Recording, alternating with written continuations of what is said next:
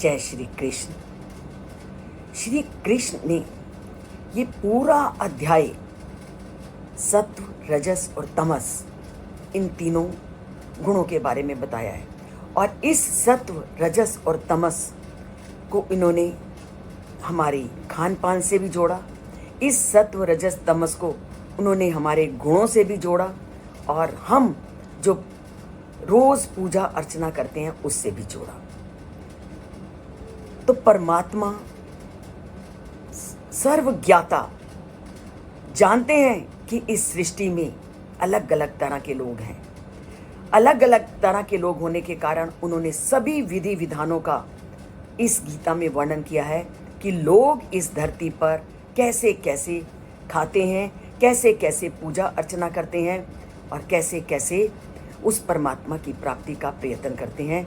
तो उन तीनों वर्गों में इन्होंने इस धरती पर रहने वाले लोगों का विभाजन किया और तीनों तरह के लोग कैसे कार्य करते हैं उसका उन्होंने वर्णन किया।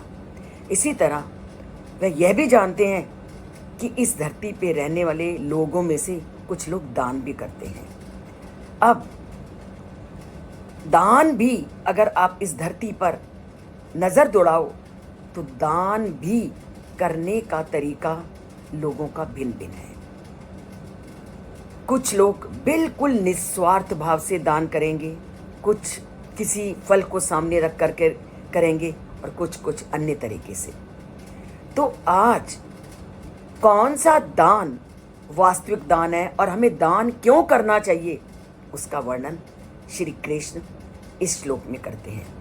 और वो क्या कहते हैं? दातव्यम इति यद दानम दीयते अनोपकारिणे देशे काले च पात्रे तद दानम सात्विकम स्मृतम। अब दान बहुत सारे लोग इस धरती पर करते हैं, तो सात्विक दान कौन सा है? दातव्यम इति यद दानम। अब जो हमारा भला करता है, जैसे घर में हमारे काम करने वाली मेड होती हैं, उसको हमने जो दान दिया वो तो किसी उद्देश्य को रखा ना कि चलो हमारे घर में ये काम कर जाती है, काम अच्छा करती है, हम उसका सहायता करके उसका कोई दान दे देते हैं। तो ये दान सात्विक नहीं है। तो उन्होंने सात्विक दान क्या बोला? जो दान बिना प्रतिफल की कामना से कि तुम्हारा कोई काम कर रहा है या नहीं कर रहा, या इस व्यक्ति से तुम्हें कोई लाभ मिल रहा है या नहीं मिल रहा, ऐसे व्यक्ति को, और वो व्यक्ति दान के उचित पात्र भी है कि नहीं, ऐसे व्यक्ति को अगर तुम देशे काले च पात्रे कि यथोचित समय में और स्थान में किसी सुपात्र को दिया जाता है तो वह सात्विक दान कहलाता है। उन्होंने दान के लिए 3 कंडीशन सामने रखी। देशे काले च सुपात्रे, एक तो स्थान उचित हो, दूसरा समय उचित हो, और तीसरा सुपात्र हो। तो हमें दान देने में 3 चीजों का ध्यान रखना चाहिए कि दान सुपात्र को दें। यानी अब इसमें मैं थोड़ा सा आपको समझाना चाहूंगी कि हमारे अपने ही व्यवहार में कदम कदम पर अंतर आता है। एक ही समय एक अमीर के घर में शादी हो रही होती है और एक गरीब हमारे किसी कर्मचारी की शादी हो रही होती है। तो आप अपने मन से सोच के देखो कि हम अमीर के घर में, क्योंकि वो अमीर है, सगन ज़्यादा डाल के आएंगे और गरीब के घर में कम। तो ये हमारे द्वारा ये सगन भी क्या है? कन्यादान है एक तरह से, पर आजकल इसको हम दूसरे तरह से ले लेते हैं। पर अगर हमने सुपात्र को, वाकई ही वो उसके योग्य है, उसको उसकी ज़रूरत है, उसको हमने दान दिया, तो वो दान क्या है? सुपात्र को दिया हुआ दान है। और देश का ध्यान रखना है कि एक देश में हर व्यक्ति की इच्छाएं उसकी सरकार, उसका राजा पूर्ण कर देता है, तो उसको दिया हुआ दान भी हमारा निरर्थक है, क्योंकि उसको तो उसकी इच्छाएं तो वैसे भी किसी ना किसी रूप में पूर्ण हो रही हैं। ऐसे ही स्थान, धार्मिक स्थल में भी जो योग्य पात्र हो उसको तुम दान दो। तो देश, काल, पात्रेचा, इन सबको ध्यान में रखकर दान देना मानवीय कर्तव्य है।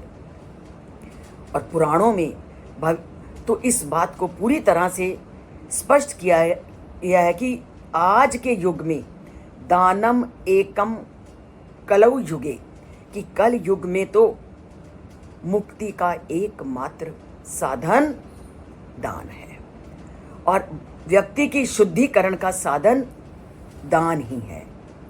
और रामचरित्र मानस में तो बहुत जगह इसी दान का वर्णन करते हुए कहा है, प्रगत चारी पद धर्म के कली महुन्ना इक प्रधान, जेन केन विधि दीने दान कराई कल्याण।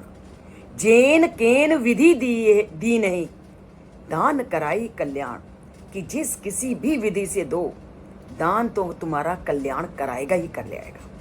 अगर तुमने जीवन में दान दिया है तो तुम्हारा कल्याण निश्चित है। तो धर्म के मूल सिद्धांत क्या है? कलयुग में सबसे महत्वपूर्ण है यथासंभव दान दो। कभी ईश्वर ने नहीं कहा कि तुम्हारा अपनी सामर्थ्य से बढ़कर के दान दो। जितना तुम्हारा सामर्थ्य है उसमें से आप उतना हिस्सा दान में जरूर दो। दान करने से कई प्रकार के लाभ होते हैं। क्या लाभ होते होंगे दान करने से? अगर आप अपने मन में सोच के देखो तो दान करने से अगर हम व्यक्तिगत लाभ भी देखें तो बहुत अधिक लाभ है। जब हम दान की बात को सामने रखते हैं तो हमारा भौतिक वस्तुओं से जो मोह है वो थोड़ा थोड़ा कम होने लगता है, क्योंकि हम किसी चीज़ की कटौती करेंगे तभी तो दान देंगे। तो अपनी एक वस्तु को हमने कम किया और उसको हमने दूसरे की आवश्यकता को पूर्ण किया। और दान देने से तुम प्रसाद बांट रहे हो या किसी को खाना करा रहे हो या भोजन करा रहे हो तो उसमें सेवा भाव की भावना भी तुम्हारे अंदर जागृत होगी। और नंबर 3, इससे हमारा हृदय बड़ा विशाल होता है। जैसे ही हमने दान दिया, दान हमारे हृदय को विशाल बनाता है और अन्य लोगों में दया की भावना को बढ़ाता है कि चलो आज मैंने इस गरीब की इस समय सहायता की। तो ये धार्मिक परंपराएं जो बनाई गई हैं ये मानव में सद्गुणों के विकास के लिए बनाई गई हैं कि आपके पास जितना भी पैसा है उसमें से 10वां भाग आप उसका दान में दीजिए। तो जितनी भी आपकी आय है उसका 10वां भाग हमेशा दान में दीजिए। और इस दान की प्रवृत्ति को मैंने जाना अपने परिवार के लोगों से। मैंने जब अपनी माताजी मम्मी के हाथ में जब मेरे फादर पर मन तनख्वाह ला करके देते थे तो मेरी मम्मी के पास रामचरितमानस होती थी और रामचरितमानस में से वो उस तनख्वाह में से अब कितना निकाल के रखती थी वो मुझे नहीं मालूम, पर एक नोट मैं ज़रूर उस रामचरितमानस में देखती थी कि वो पहली तनख्वाह पहले दिन निकाल करके उस रामायण में रखती थी। और ये भी मैंने देखा था कि जब कोई विपत्ति में युक्त व्यक्ति उनके पास आता था तो वह वही रामायण खोलती थी और उसमें से वो पैसे निकाल करके उसको देती थी। और अनेक रूपों में मैंने उनको उस पैसे का प्रयोग करते हुए देखा और उसी आदत को हमने भी और आगे मेरे परिवार के आने वाले लोग भी उसी आस्था को आज तक बनाए हुए हैं और आगे भी ईश्वर उन पर ऐसी ही कृपा दृष्टि रखेगा कि ये आदत उनकी हमेशा बनी रहेगी कि जो भी पैसा मिलता है उसका कुछ हिस्सा वो अलग रखो या जैसे तुम्हें ठीक लगता है उसको अच्छे कामों में लगाओ। क्योंकि जब कोई आपसे एकदम मांगता है तो आप उस समय कई बार ऐसी परिस्थिति में नहीं होते कि आप पैसा निकाल के दे सकते हैं। अगर आप महीने के महीने निकाल के रखोगे तो आपको दान देना कभी भी मुश्किल नहीं लगेगा। तो दान की आदत डालो, क्योंकि दान आपके अंदर अनेक सद्गुणों का विकास करता है। नंबर 1, भौतिक वस्तुओं से मोह कम करता है। नंबर 2, सेवा भाव की भावना में वृद्धि करता है, आपके हृदय को विशाल करता है और अन्य लोगों के प्रति करुणा की भावना को उत्पन्न करता है। तो कितने लाभ एक साथ आपको मिल रहे हैं अगर आपने दान की भावना को अपने अंदर उत्पन्न किया है।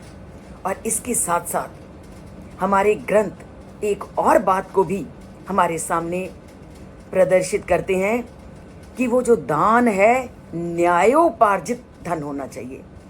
कि ये हमारे प्राचीन में कहावतें हैं कि उस धन का दान करो जो तुमने न्यायिक विधि से प्राप्त किया है। न्याय उपार्जित वित्तस्य दशमम अंशेन धीमतः कर्तव्य विनियोगश्च ईश्वर प्रीत्य अर्थमेव च। तो जितने भी बुद्धिमान हैं, जिन्होंने पूरी मेहनत से, पूरे नीतिपूर्ण मार्ग से, अपने बौद्धिक बल से या अन्य शारीरिक कार्य से जो धन इकट्ठा किया है, वो उस परम पिता परमात्मा की प्रीति के लिए उस धन को दान में देते हैं। कर्तव्य विनियोगश्च ईश्वर प्रीत्य अर्थम एव च, कि उस परमात्मा को प्रसन्न करने के लिए हमेशा दान दीजिए। और किसको देना है? जो सुपात्र हो, जो देश और काल के उपयोगी हो, उसको आप दो। आपने देश काल, उन्होंने क्यों कहा?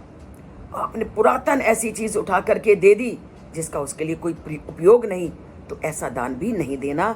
दान आपने समयानुसार देना है, जिस दान की उसके लिए उपयोगिता है। तो अपने ने जो दान करना है उस भगवान की प्रसन्नता के लिए अर्पित करके कीजिए। और श्री कृष्ण ने जो दान के उचित तरीके बताए हैं उसके अनुसार कीजिए। और दान से क्या लाभ होते हैं उसको सामने रखकर सुपात्र को दान दीजिए। आप इन सभी चीज़ों को तभी जानोगे जब उस परमात्मा के मुख कमल से निकली वाणी के एक एक शब्द को प्रतिदिन सुनोगे, जानोगे, समझोगे और इस चैनल से जुड़ोगे। तो जुड़ते हैं इस चैनल से, दान को, महिमा को जानते हुए, दान की महिमा को अपने जीवन में धारण करते हुए और इसको अपने जीवन का एक अनिवार्य अंग बनाते हुए। जय श्री कृष्ण। और चैनल में लाइक का बटन दबा सकते हैं तो दबाइए और चैनल से अवश्य जुड़िए।